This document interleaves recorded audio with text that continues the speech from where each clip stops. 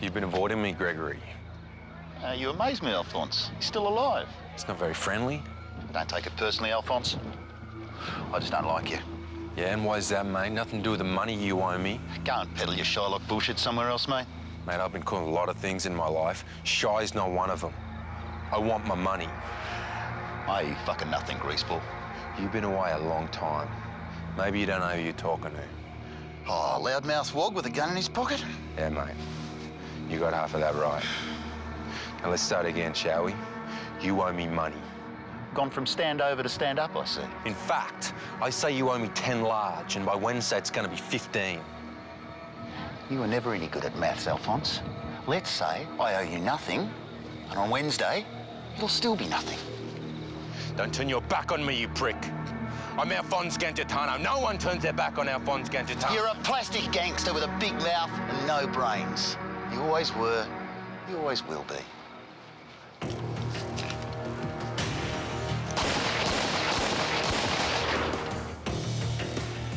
Still think I'm a plastic gangster? I'm Alphonse Gangitano and I run this town. Meet Alphonse Gangitano, an underbelly figure with a gangster fetish who bashed and murdered his way to the top of the Melbourne crime scene in the 1990s.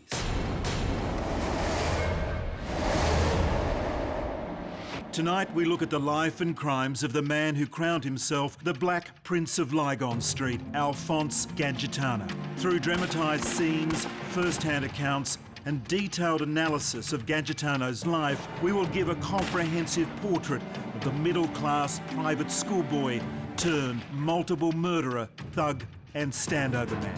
While other kids dreamt of being rock stars, Gangitano only ever wanted to be a gangster. Alphonse was weak as piss. I mean, he was a self-created gangster. You know who I am? Oh. Alphonse Gangitano. Now get out of the car. He really wanted to become a godfather. And the ultimate gangster is a person who can take life without feeling. Gangitano just had this capacity for unlimited violence.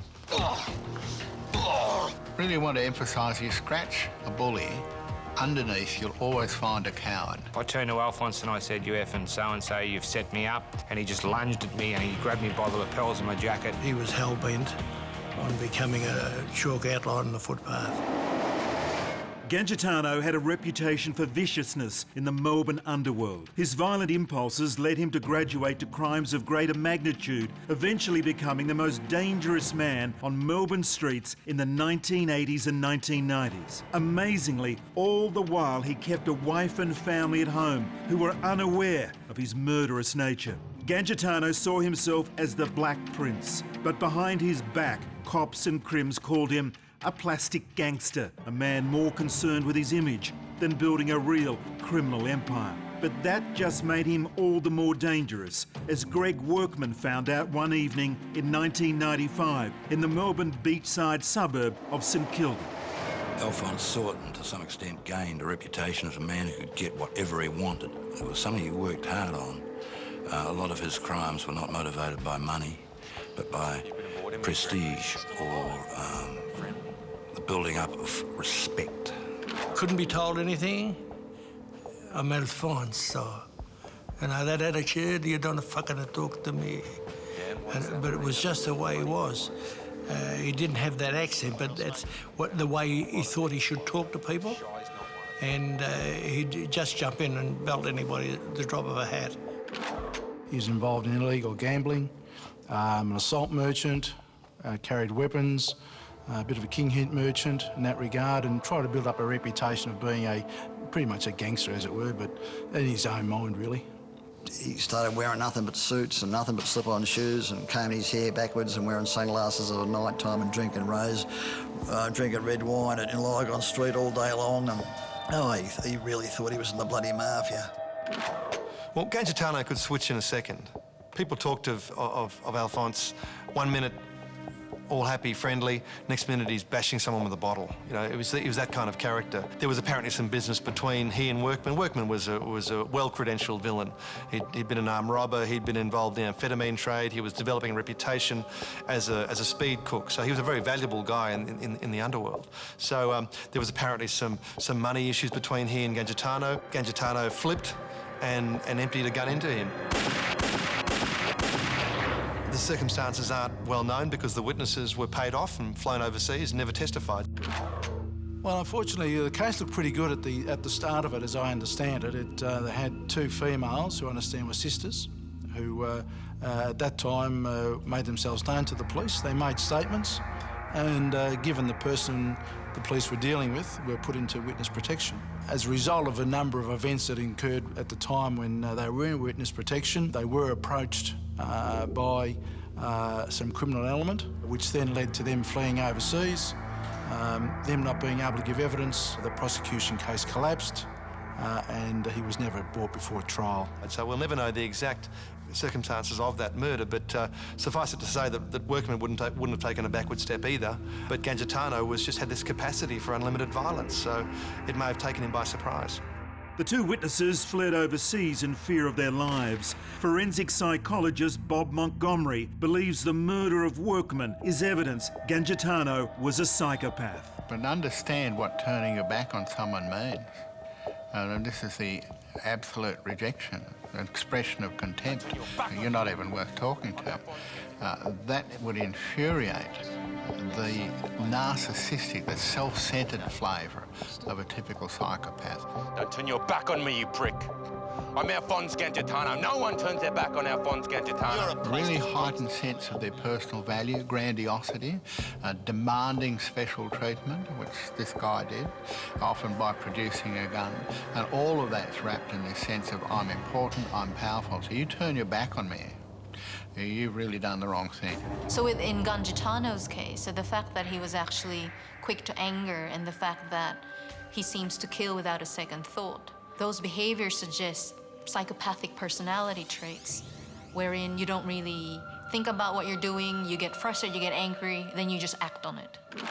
Gangitano, if he shoots you in the back other than the front, in my opinion, he wanted me to join his gang. I didn't want to join his gang. It meant getting yourself a suit and sitting around Johnny's green room till 3 in the bloody morning drinking coffee. You know, I didn't want to wear a suit and sit around Johnny's green room till 3 in the morning and pretend I was in the mafia with a pair of slip-on shoes on and a bloody suit. They used to watch the Godfather movie half a dozen times a night and go out and pretend that they're in the bloody mafia. Da da da da da da da da da da. Alphonse Gangitano was born in Queen Victoria Hospital, Melbourne, on the 24th of March 1957. His mother Maria and his father Dominic were delighted that their first child was a son. They doted on him. They had a daughter some years later, but Alphonse was the apple of their eye. They quickly learned, however, that their son was different. His parents were respected and liked in the district where they worked in Carlton, had a great reputation there with our travel agents.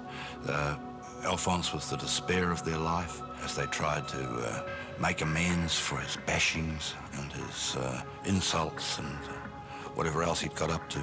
He was a private school boy, posh, Italian, sort of like wannabe gangster. He went to posh schools and his mum and dad had money. Not every gangster, not every violent person comes from an impoverished background. There are people who come from very well-to-do backgrounds who simply feel that I want to do different. I want to be different. Hence, we have this personal predisposition to be somewhat larger than life or somewhat different from the rest of the sheep. And being a gangster would have set him apart from his peer group. If his family background is safe and secure, then any kind of excitement, any kind of difference, any kind of thing that sets him apart from his peers would have been something he would aspire to. Alastair Parkin was a teacher at Marcelin College when Gangitano was a student, and his reputation as a troublemaker was already firmly established. Well, I do recall the principal inviting him down to the office many, many times. That became a sort of a standing thing at the end of the day. Everybody would be listening out for whether Alphonse was going to be invited down to the office again today. The call would come over the loudspeaker. Alphonse Gangitano reported to the headmaster's office. He'd driven the car to school and left it parked in one of the teachers' parking spots. You know, he was that kind of a bloke. He was pretty brazen up front, knew how to fight, but was a real smart ass. And as soon as you met him as a bloke, you'd say, I don't like this prick. On the surface of things, his story is one of pure, naked ambition. From a young age, Gangitano wanted to be a gangster. He had no criminal pedigree. He had no role model from the criminal world to act as his mentor. Ultimately, he became a gangster merely because he wanted to be one.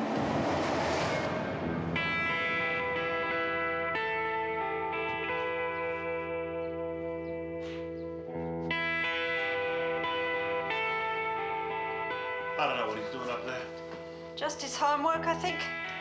If he was doing so much homework, do you think his report would look the way it does? He's a teenage boy. Let him have some privacy.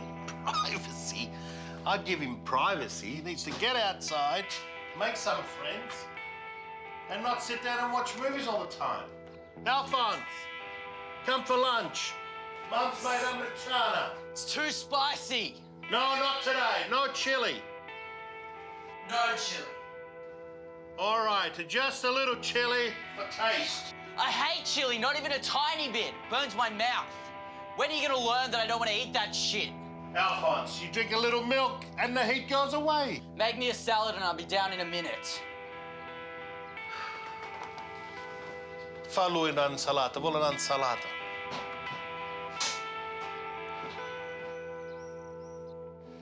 Where you going? Pictures. Who with? Go to hell, Dad. What about lunch? I'll get something there. From a very early age, he's identifying with criminals. Actually, the fictitious account of criminals, the movie star version of criminals, but somewhere in there, right early in the piece, he's saying, this is what I want to be. This is how I ought to be. So there's something already going off the rails about his identification, which would imply some hassle in the family. He wanted to be a criminal,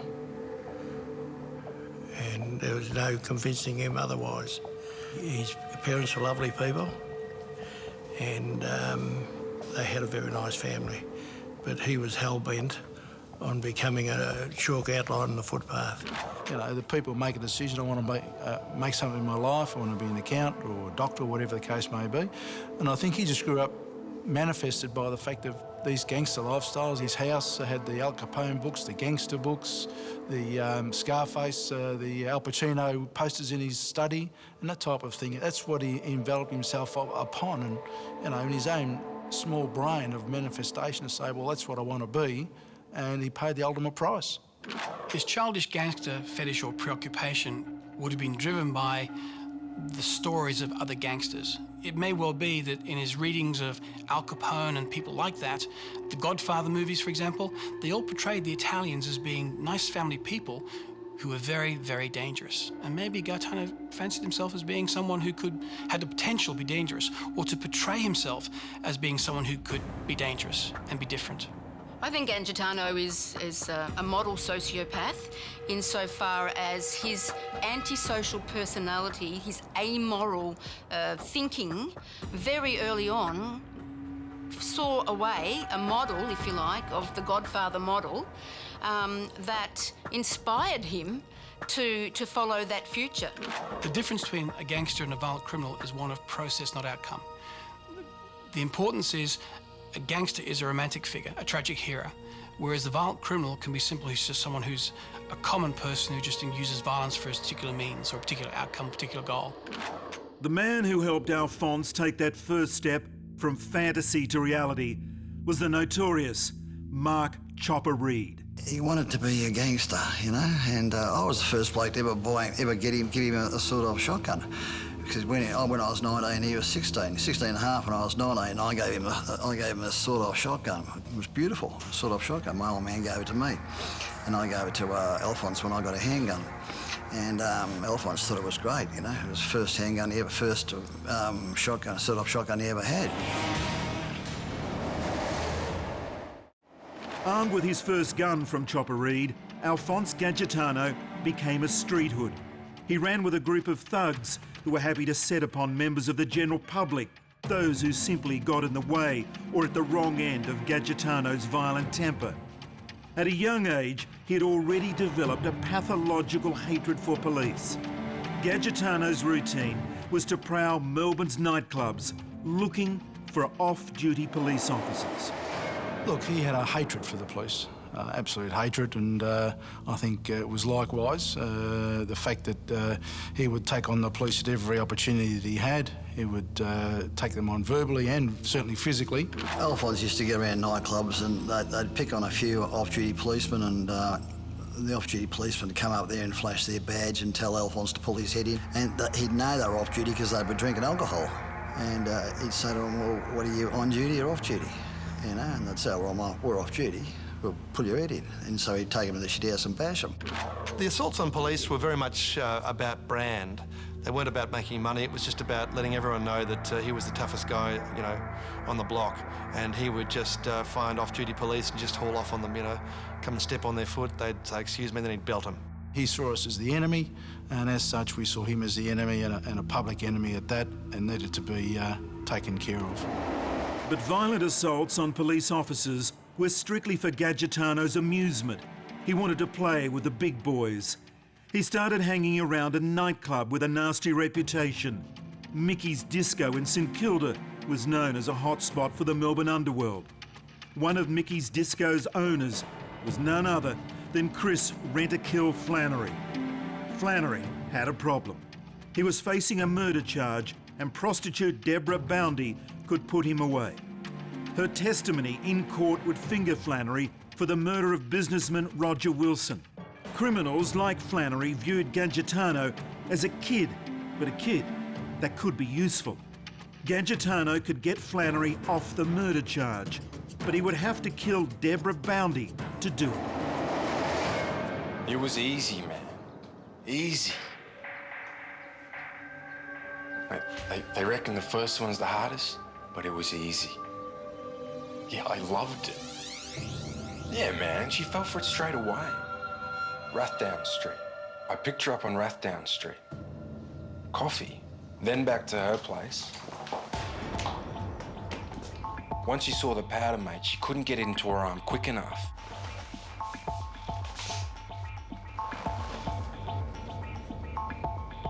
Hey, I know why they call them hot shots. You should have seen the sweat coming off her. I'm looking forward to my next one, I reckon. Big Al liked to sit Sheila's down with a bag of pure. She was overdosed with any sort of like lethal battery acid injection or acid out of the fire extinguisher or acid out of a battery. She would overdose with pure Chinese white. I mean, Mad Charlie liked to do it too. He'd sit people down with a bag of pure and he'd watch them, they'd put it into their arm, and the first one would fall down head first to the coffee table. And the second one would pick up the bag of pure and he'd say, you better not use as much there, I think that's a bit strong. And they'd use half of what the other fella do, and they'd fall down too. And the third one, having watched the first two drop, it'd pick up the same bag and use half again, and he'd drop 3 overdoses. And Charlie would get up and walk out of the room. You know? And Al come from the same school that Charlie did. In fact, Al taught Charlie the tricks. I think that would be quite easy for Al to overdose someone. You know, because she wasn't overdosed with any poison or anything, she was overdosed with pure. Alphonse Gangitano admired Flannery, who to him as a street-fighting man would have been an A-lister when he was an up-and-comer. It's often speculated that Alphonse Gangitano may have been the person who killed Deborah as a favour to a man that he looked up to. He was showing to Flannery that he had the dash. He was showing that, you know, that he could do what had to be done, and he certainly developed that reputation. The ultimate gangster is a person who can take life without feeling anything. And I suspect at 22, he probably had the constellation of skills and background and knowledge and access to the criminal world that would have made him killing someone far more possible than being a 13 or 14-year-old. I mean, when you have a reputation for killing people, you observe other people to treat you with more deference, more respect. To a child, it's not as meaningful. To a young man at 22, that kind of deference and respect would have been reinforcing. So it doesn't surprise me that he, at 22, he graduated to becoming the gangster he always aspired to. Alphonse Gangitano killed Deborah Boundy, and in doing so, he made his bones, as they say in the criminal world. He now had a reputation as a killer and was a man to be feared. He established a loose confederation of criminals called the Carlton Crew. They included Jason and Mark Moran and their father Lewis, Graham Kinneberg and Dominic Mick Gatto. With well-known names like this behind him, Gangitano moved into the illegal casino trade and stood over businesses in the Carlton area, demanding protection money. If it was not forthcoming, he would unleash his violence on those who could not or would not pay. But one criminal decided that Gangitano was more bark than buck. I got out of jail in 1976. I met him in the Dover Hotel, and I was talking to him about people, and I mentioned Shane Goodfellow's name. And I said, when I see that good fellow, I'm going to belt him, you know. And I didn't know Alphonse was thought Shane Goodfellow was a hero, was a great street fighter, a legendary street fighter, and a good friend of Alphonse's. I'm in the shit house having a poo. Next thing you know, the door's smashed open, and Alphonse is there with his boys, and they're kicking me in the face. And I've got up, wiped my bum, and I've got up, and I'm throwing punches at Alphonse. And I've clipped my eyes closed, and when I've opened my eyes, I'm throwing punches at the bouncers. Alphonse has disappeared. He knew that one day that would come back and bite him on the arse. You can't bash someone like me. See, if I want to get revenge on someone, I'll watch and I will wait. Revenge is a dish best eaten cold. I'll eat it freezing cold. I got hold of some gelignite and handguns, and I started shooting up a few places that Alphonse was involved with. I went around the gambling club with the gelignite, and he pushed his way out through the toilet window and landed on the roof of a Mercedes, and then hurt his back. Then went up to Mick Gatto and said, Chopper Reed's looking for me with this gelignite and wants to blow my head off. I'm not frightened of Chopper Reed, but I'm worried about me family. Gangitano had always been able to separate his family and criminal lives. But when the threat of Chopper Reed loomed, the two were in danger of merging. Virginia was a very nice lady who found herself, as a lot of other women have, being married to criminal identities. She remained within that marriage. I think it was 2 children they had. Virginia was the type of person, when I spoke to her, that said, well, look, I don't get involved in what Alphonse does. I don't want to know. My job is to run the household, take the children to school. She knew what she was dealing with in relation to the unpredictability of Alphonse. At the end of the day, it was all driven, family was all driven by Virginia. Retired detective Brian Murphy was at Mickey's disco the night Alphonse and Virginia first met. And I told her on that night, I said, give him away, because he's going to leave you one day with a belly full of arms and legs with no money. And that's exactly what happened. Chopper was a man who believed that revenge was a dish best served cold. The word was out that Chopper wanted a piece of him. The gangster swagger gone, Gangitano left the country, taking his wife Virginia and 2 children with him. He hid in Italy until news came that Chopper had been jailed in Tasmania for attempted murder.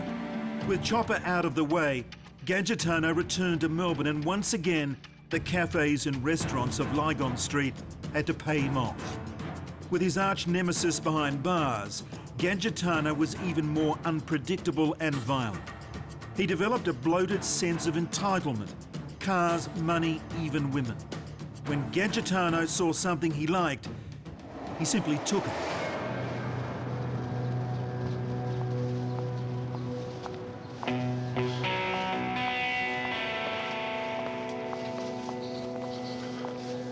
Excuse me, madam. Yes? This is a lovely car you're driving.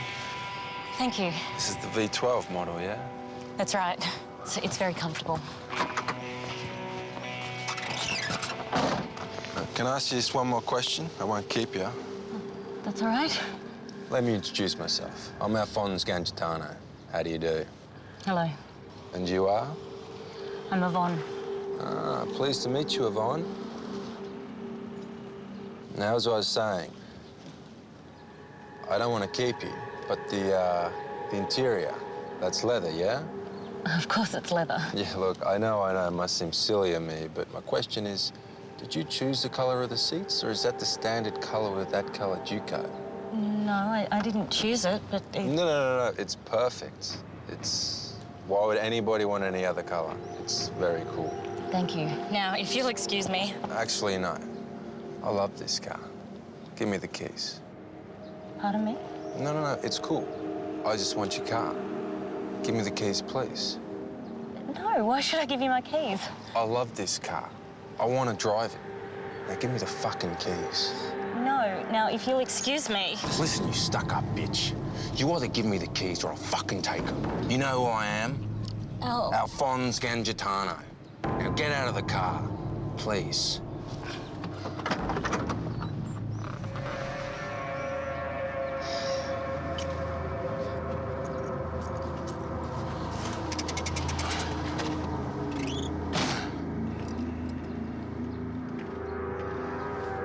Thank you, Yvonne.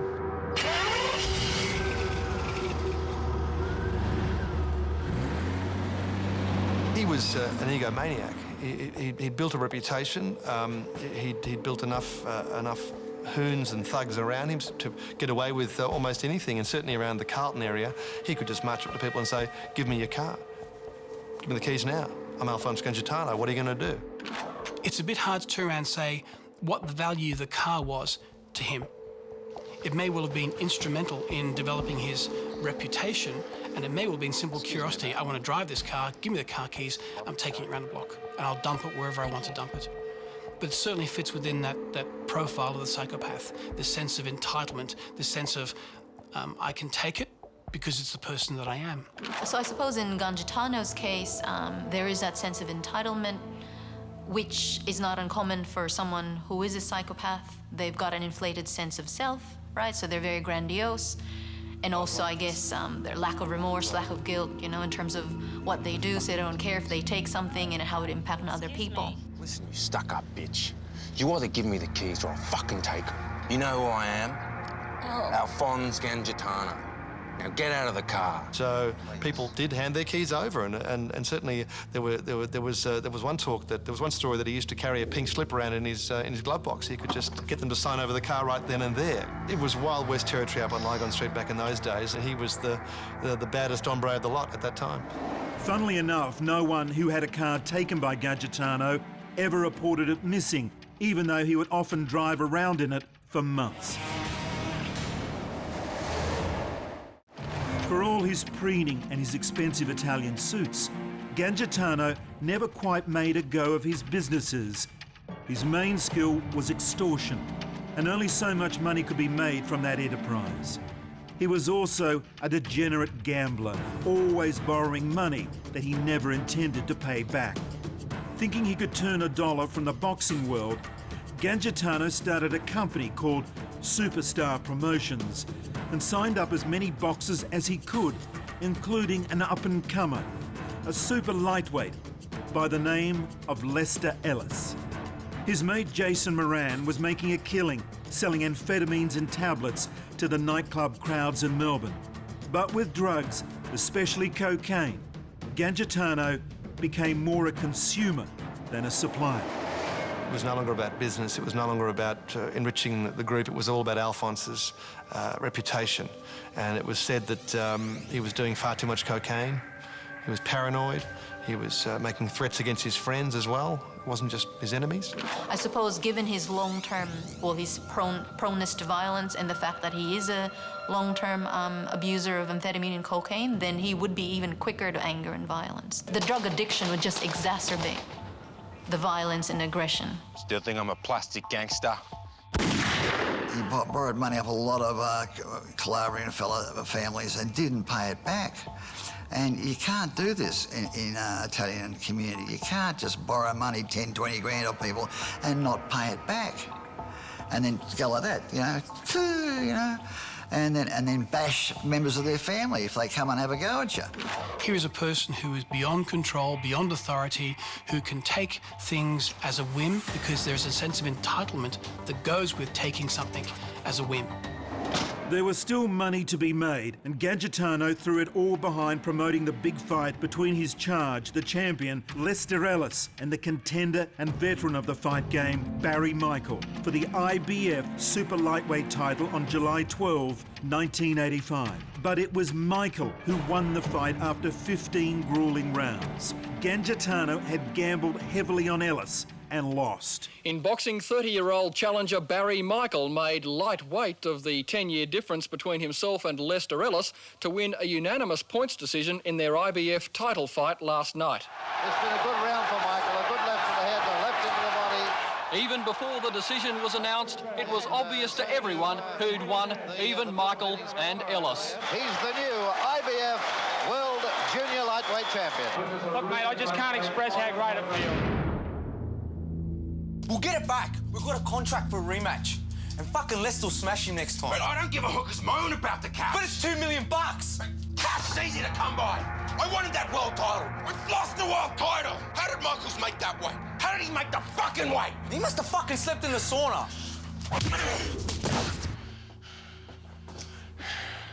We'll get that little prick in the next shot. We'll get him in the rematch. What do you think of that meeting? Oh, it was great. I loved it.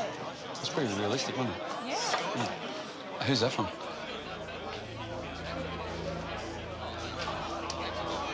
Look, excuse me for one moment, yeah? Just got to take care of some. So,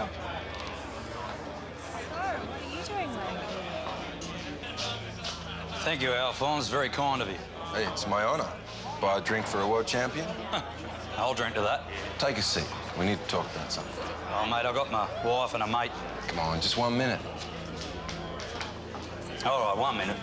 Out of here, fellas. Champ and I need to talk about a rematch.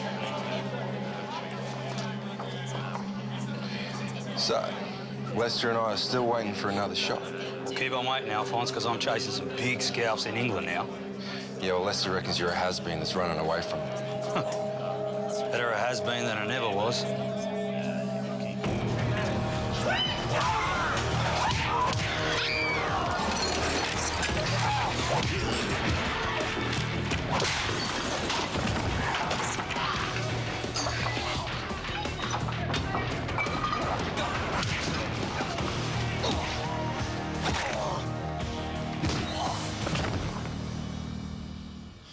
First thing I thought was I'm possibly dead. I knew they carried guns.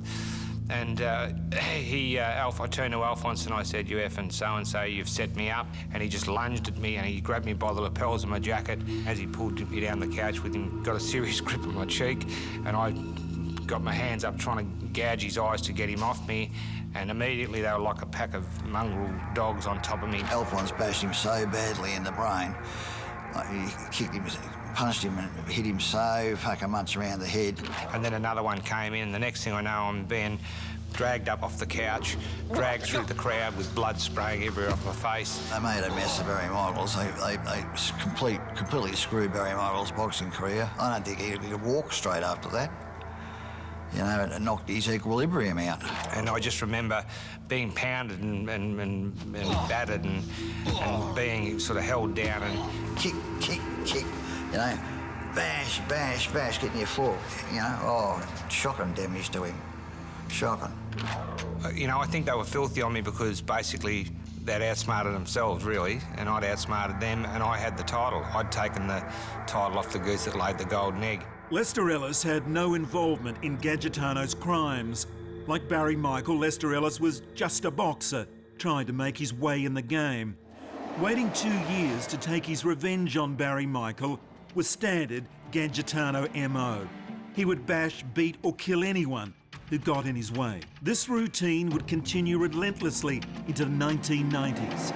In every career criminal's life, there comes a moment where it all falls apart. For Gangitano, that moment came on the 19th of December 1995 when he and his mate Jason Moran walked into the Sports Bar, a nightclub in Melbourne's King Street district. They set upon the patrons in the club with billiard cues and metal bars. Gangitano in particular took to the task with his trademark enthusiasm for violence. Gangitano and Moran were both charged with a fray. There was a host of revealing CCTV footage, and on this occasion, some brave victims were prepared to come forward to put both men away.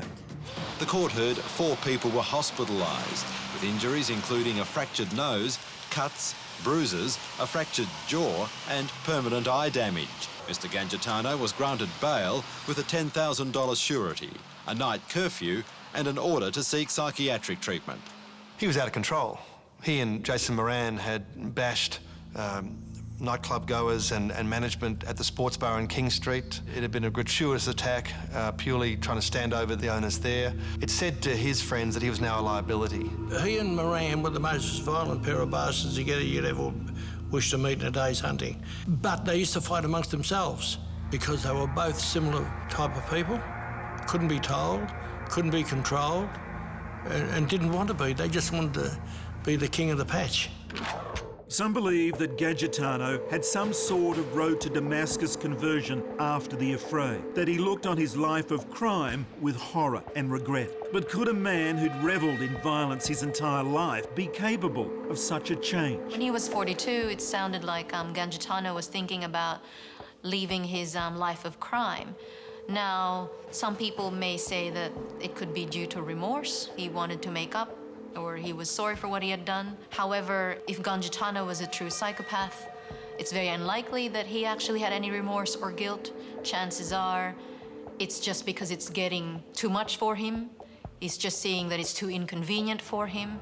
Another thing, too, that's also been shown in the research is that a lot of psychopaths, their violent or criminal behaviors tend to decrease after the 4th decade of life. It may well be he simply matured out of it. It may well be it simply wasn't enough to feed his ego or his persona. He may simply have just tired of the entire grind of looking over your shoulder, and it may well have been he saw the young kids coming up behind him and decided that there wasn't much of a life career in this.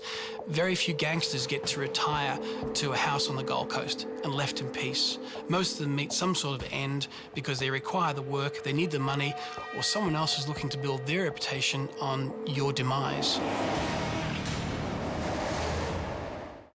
On the morning of January the 16th, 1998, Gangitano had appeared at court for a mention on the affray at the sports bar. He was given bail under stringent conditions. He had a 9 o'clock curfew imposed. The word on the streets was that Gangitano was going to plead guilty, and this would leave Jason Moran facing a certain jail sentence. Gangitano dutifully went home before curfew, and there he stayed until a couple of unexpected visitors turned up. Yeah, large supreme. Delivery. No garlic bread, no chili. Yet not a touch, yeah? Geez, that was quick. No, look, there's just someone on my door. Hang on.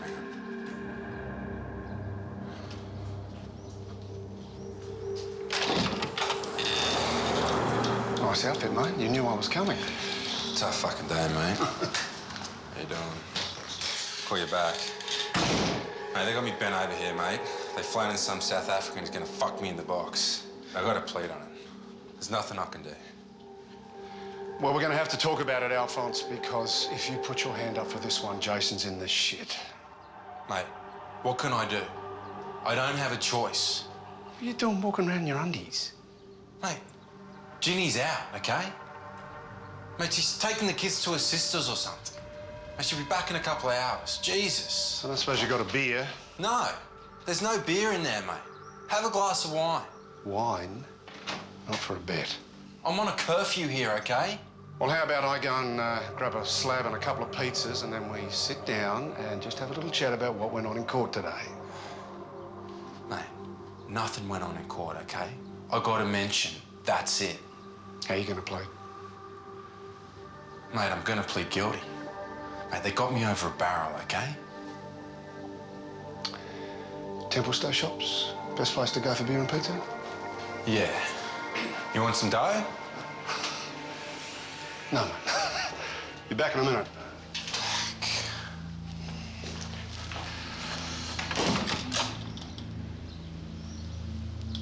Mate, you got a visitor. Not those bloody Jehovah's Witnesses again. Worse than that, mate. You in the neighbourhood, Jason? Heard Ginny left you, mate. Huh? Who told you that? Smartest thing she ever did. She's visiting her sister. Get yourself a good lawyer. You'll get to see him every other day, Alphonse. It's fucking much more than what I'll get where I'm going. Look, I can't talk about this now. I've been in court all day and I've got a curfew. For once, this isn't about you, you selfish prick. You grassed me up, guarantee me 2 years jail, and I'm selfish. I had no choice. We've talked about this, okay? I had to plead on it. All right, this is going nowhere. Why don't I go and get some beers? Fuck him, Graham, he's a dog. Who you calling a dog? You loaded, mate. Fuck you, this is my house. Jason, put the gun away. Let's just take a deep breath. Go and get your gun. We're gonna end this. Come on, guys, you're supposed to be mates. Mates don't grass on mates. All right. Tough man. Now listen, calm down, the pair of you. Get it.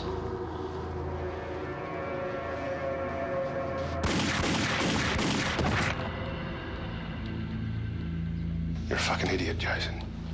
The problem was never with you, Graham. Let's leave it that way.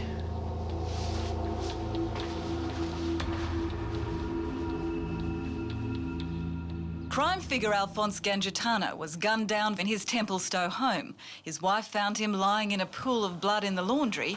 He'd been shot 3 times in the head and body. His killer has not been found. It was on the 16th of January, 98. I was on the on-call crew, in charge of the on-call team. Received a call about midnight, 1 o'clock in the morning, that Alphonse had been found shot dead in his home in Templestowe. We found that he'd been shot. He was lying deceased in the laundry, suffered a number of gunshot wounds to the body and also to the head. There seems to have been a decision to, as they say in the underworld, tug his coat. Graham Kinneborough was a well-known mediator. He was renowned for resolving things without violence. It's alleged that he and Jason Moran went to Gangitano's house in Templestowe for a discussion. The evidence then suggested that Jason Moran arrived. He was dropped off up the road.